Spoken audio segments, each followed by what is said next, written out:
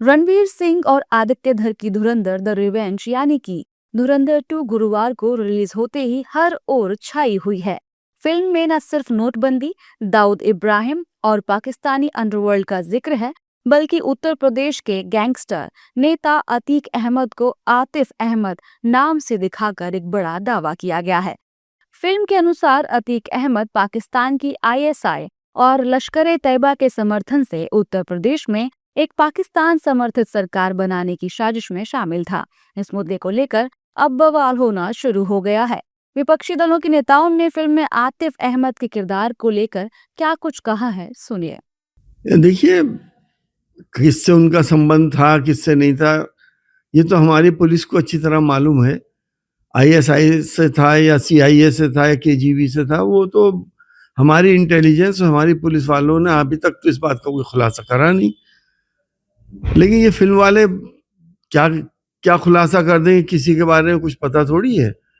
इन्हें तो अपनी फिल्म चलानी है और आप लोग ट्रैप हो जाते हो इनके जाल में कि आपने अपना फिल्म कोई खबर चला दी और फिल्म चल गई, लोग देखने के उत्सुक हो जाते हैं। देखिए, ये तो स्पष्ट है कि फिल्म में एक एजेंडे के तहत बनाई गई है।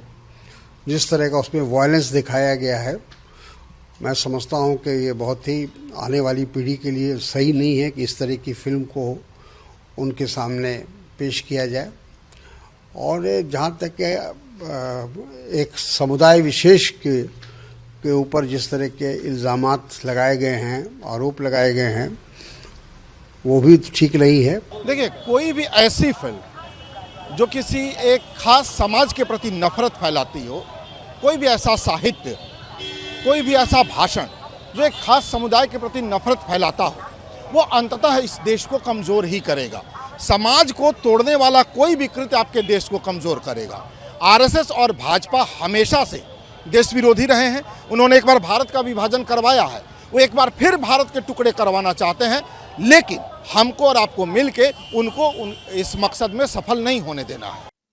देखिए, धुरंधर 2 जो फिल्म है, इसमें जो चीज़ें दर्शाई गई हैं, वो देखने के बाद यही लगता है कि ये सब सारी कहानियाँ फर्जी हैं और फर्जी कहानियों पर आधारित तमाम चीज़ें होती हैं।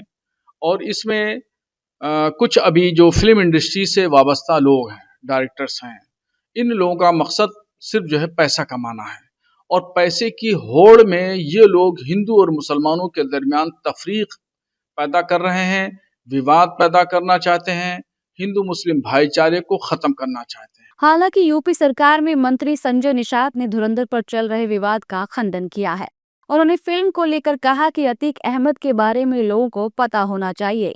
देखिए, भारत सरकार में व्यवस्था दी गई है कि लोग ऐसे हों, उसका प्रदर्शन लोग जाने, इतिहास से जाने। तो सिनेमा एक ऐसा चीज है कि लोगों को सुधारने, लोगों को अंदर मैसेज जाए कि ये गलती करने से ये सजा होती है। ये अच्छे कार्य है, राजनीतिक है। अच्छे राजनीतिक उन्हें दिखाया जाता है, खराब राजनीतिक उन्हें दिखाया जाता है। गलत व्यक्ति है, गलत दिखाया जाता है। सही भी धार्मिक है, सामाजिक है, उसे दिखाए जाते हैं। तो जो जैसा कृत्य किया रहेगा उसको निश्चित रूप से प्रदर्शन होगा और वो सिनेमा के माध्यम से ही लोगों को एक सुझाव और समाधान दिया जाता है कि आपको सुझाव दिया जाता है, दिखाया जाता है कि गलत काम के गलत नतीजे। फिल्म धुरंधर 2 को लेकर शुरुआत से ही जबरदस्त हाइप बना हुआ था। मेकर्स यह बात अच्छे से जानते थे कि दर्शक इस फिल्म के दूसरे पार्ट का बेसब्री से इंतजार कर रहे हैं।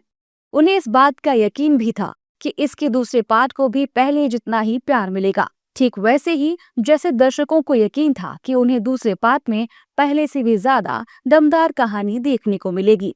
फिल्म देखकर लौट रहे दर्शकों ने फिल्म में आतिफ अहमद वाले किरदार को लेकर क्या कुछ कहा है, सुनिए। देखिए, यूपी में रहना है तो माफिया का अंत होना है, मतलब, और योगी बाबा को अब देश का पीएम बनाना है, ये भी बात बनी।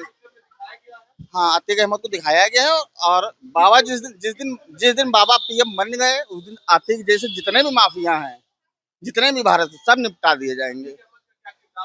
वही वही गद्दारी, देशद्रोही। सर, आपको पता है वो तो माफिया था ही, पहले से भी सभी लोग जानते थे, आज भी जानते हैं।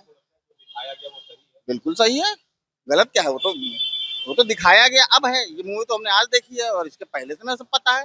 अतीक अहमद का बेसिकली जो इस मूवी में रोल है वो ऐसा है कि वो पाकिस्तान की जो फंडिंग आती थी इंडिया में, उसे वो यूपी और नेपाल के बॉर्डर के रास्ते लाके और यूपी की गवर्नमेंट पलटने में या फिर जो भी चुनाव में धांधली होती थी और अवैध नोटों का इस्तेमाल किया जाता था, तो वो सारा रोल उन्होंने ही प्ले किया है। जी, अच्छे से दिखाया गया। इवन उनका जो असैसिनेशन हुआ था उन्हें उसे भी इन लोगों ने प्रॉपर तरीके से दिखाया है।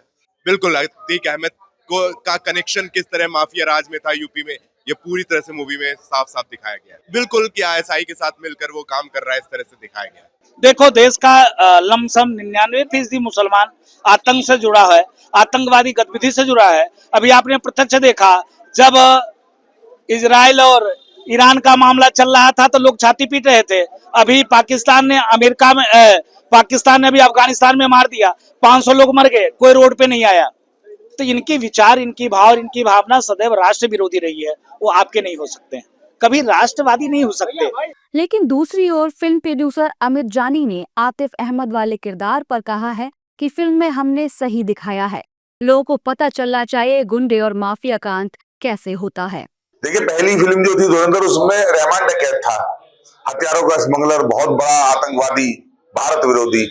तो दूसरी में भी कोई आतंकवादी दिखाना था, तो अतीक अहमद और रहमान डकैत में क्या फर्क है? रहमान डकैत को रॉ ने मारा और यहाँ जो है अतीक अहमद भी मिट्टी में मिल चुका है।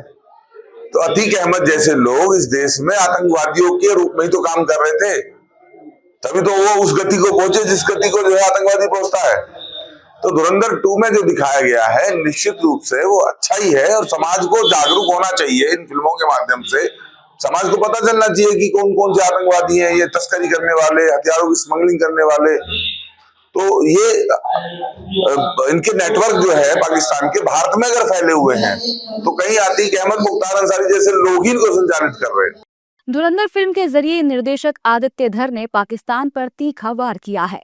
फिल्म के ट्रेलर और रिव्यू में अतीक का किरदार देखकर सोशल मीडिया पर बहस छिड़ गई है।